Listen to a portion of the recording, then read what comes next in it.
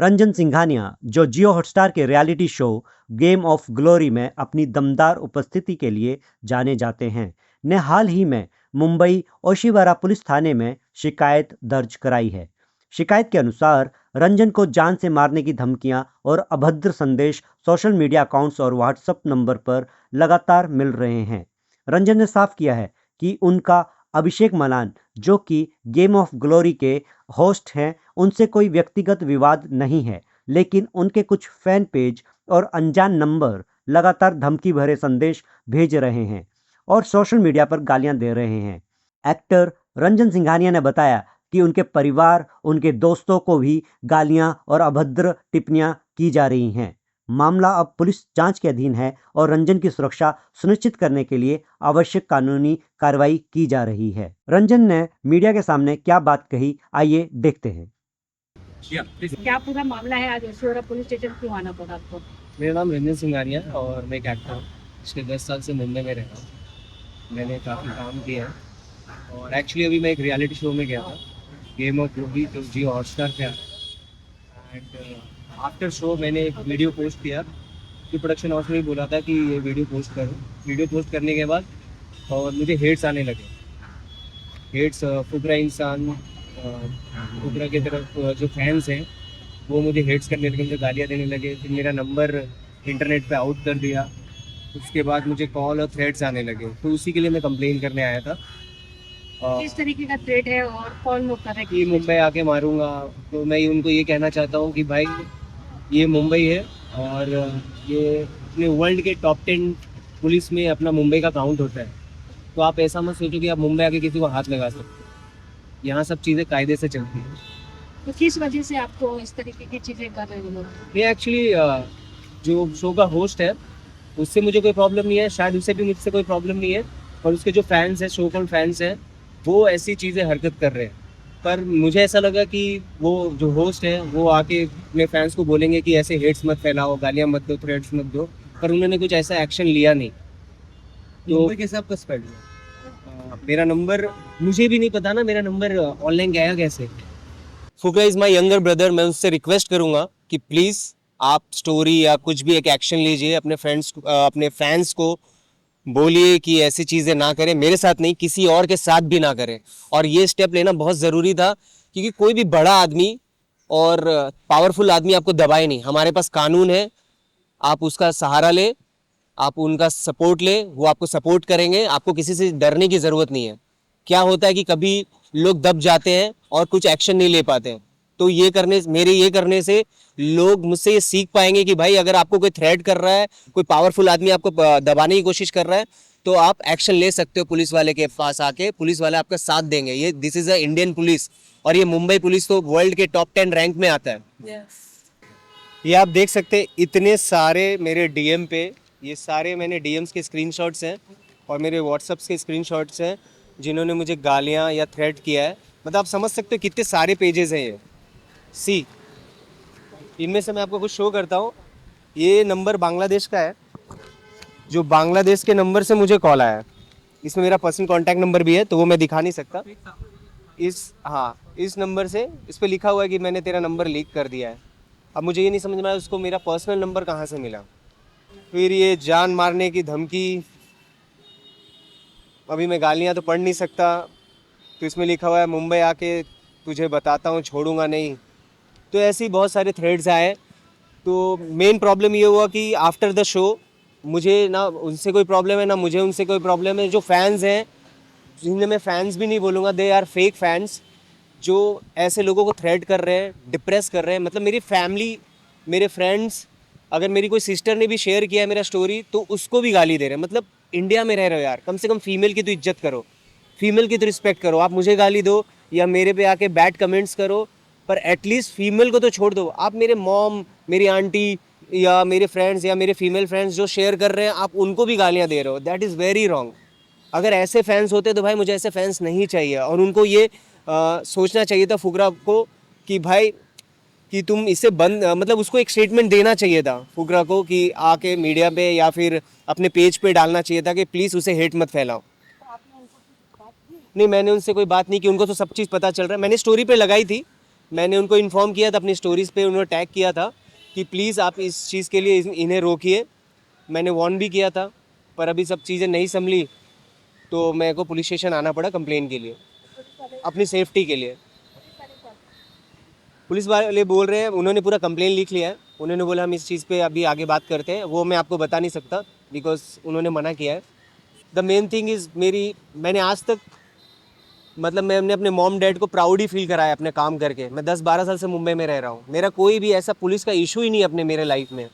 पर this is the first time मेरी माँ रो रही है, क्योंकि अगर उसके बच्चे को कोई डेथ थ्रेट करेगा तो उसकी मॉम परेशान होगी। मेरी मॉम को नींद नहीं आ रही, अभी तक छठ पूजा था, दिवाली था, ये सब सारे त्यौहार मेरे फैमिली के ख़राब हो गए। मतलब मेरी मॉम रो रही है, आप समझ सकते हो ना क्या प्रॉब्लम मुझे क्या हो रहा होगा, इसलिए मुझे स्टेप उठाना पड़ा। गेम ऑफ ग्लोरी के सक्सेस के बाद भी क्या ऐसा कुछ हुआ कि उसके पहले सब सही था? नहीं, उसके पहले सब कुछ नॉर्मल था। मैं शो में गया, शो इज़ ओके, शो में थोड़ी बहुत कहाँ सुनी ये सब होती है। फिर हम एज अ प्रोफेशनल एक्टर हम कहीं भी जाते हैं तो फिर वापस से रीस्टार्ट करते हैं, पर वहाँ शो के आने के बाद रीस्टार्ट नहीं हुआ, वो चीज़ कंटिन्यू हो गई है। मतलब मुझे खुद नहीं समझ में आया। आफ्टर द शो में 10-15 दिन के बाद जब ऑन एयर हुआ, उसका टीज़र ऑन एयर हुआ, उसके बाद जब प्रोडक्शन हाउस ने बोला कि आप वीडियोस डालो, दैट इज़ कॉन्ट्रैक्ट में रहता है कि आपको शो के वीडियोस डालने पड़ेंगे प्रमोशन के लिए। मैंने डाला, मेरे फर्स्ट वीडियो डालते ही मुझे गालियाँ, डीएम सब आने लगे। पुलिस ने क्या कुछ अभी कार्रवाई करने का आपको आश्वासन दिया है और आप क्या कुछ कहना चाहेंगे? पहली बात तो सर ने मुझे बोला है कि अभी बाहर कोई इन्फॉर्मेशन मत दो, पर जितने भी आईडी और जितने भी अकाउंट से मुझे कॉल या मैसेज या जो भी आए वो मैंने सब सबमिट किया है, उन्होंने सब लिखा है और शायद उन पे वो एक्शन लेंगे या उनकी आईडी बैंड करेंगे, दैट्स इट। तो मैं अभी अंदर का इन्फॉर्मेशन नहीं दे सकता। से क्या फील करना कुछ कहना चाहिए? अपने फैंस से क्या कहना चाहिए? मेरे फैंस बहुत अच्छे हैं, उन्होंने अगर किसी को कमेंट भी किया तो सिर्फ कमेंट किया है, किसी को अब्यूजिंग नहीं किया है। मैं तो कहता हूँ फैंस ऐसे होने ही नहीं चाहिए जो आपको गालियाँ दे रहा हो या किसी के माँ बहन को गालियाँ दे रहा हो उसके अकाउंट में जाके। ऐसे फैंस तो भाई मुझे नहीं चाहिए।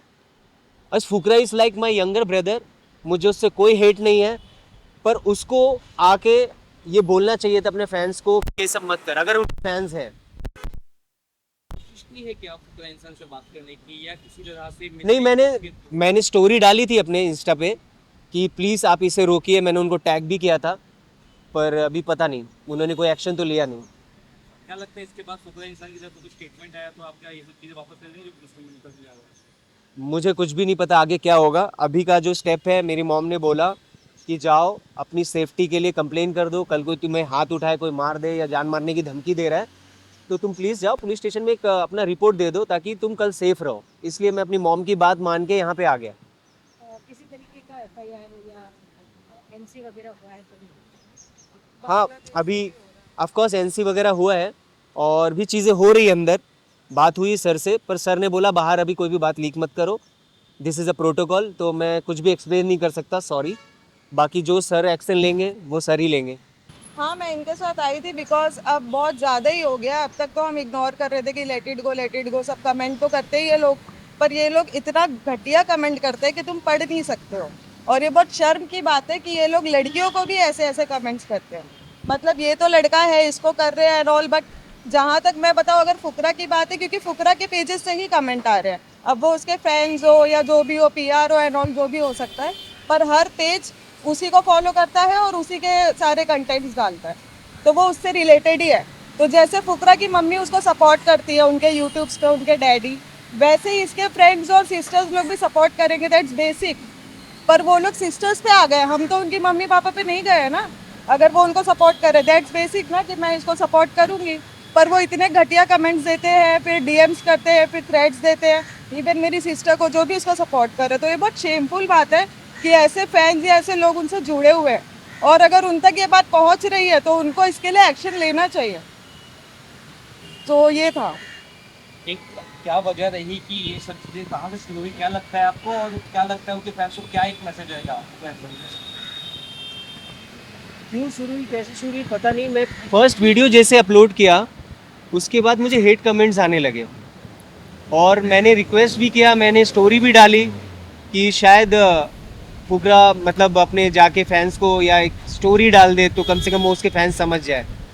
पर वो फैंस नहीं, एकदम जाहिल है, उनको बात करने की तमीज़ नहीं है, वो लड़कियों को अब्यूज़ कर रहे हैं, मुझे अब्यूज़ कर रहे हैं, लड़कों तक तो मैं समझ में आता है यार, आप मेरी फैमिली तक जा रहे हो, बहुत पर्सनल हो जा रहा है। तो मैं इतने टाइम से मतलब मुझे डिप्रेशन हो गया कि मैं मेरे फीमेल्स फ्रेंड्स, मेरी सिस्टर्स या मेरी मॉम, इन सबको आप लोग गालियाँ दे रहे हो जाके उसके अकाउंट्स में।